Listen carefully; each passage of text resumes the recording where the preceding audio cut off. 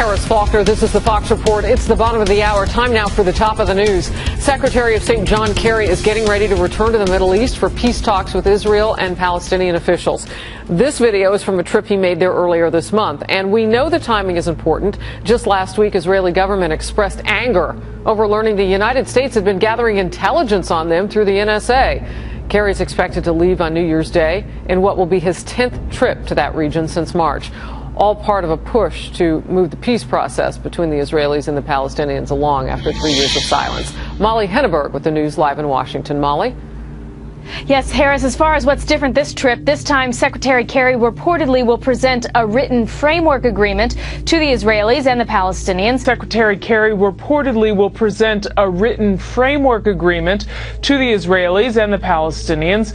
And hash out, or help to hash out, if he can, any changes or disagreements. Kerry has said that any final deal will guarantee Israel's security and, quote, fully respect Palestinian sovereignty. We haven't gotten a lot of details on this round of deal making, and one Middle East analyst says that could be a positive sign.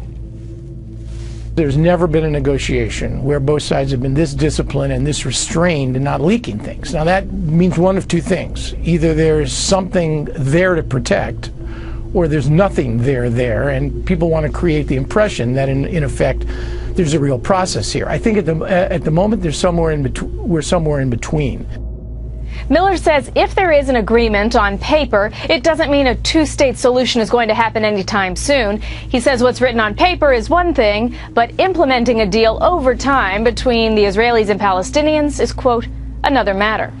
Harris? You know, there's a reason why we haven't seen much movement in the last 3 years or so. There are some real sticking points between these two. And they seem to be always the same ones. Yes, Israel's right to exist, Israel's need to protect itself from Palestinian terrorists, the borders of a potential Palestinian state, and the control of Jerusalem. Those are some of the big sticking points that we hear again and again.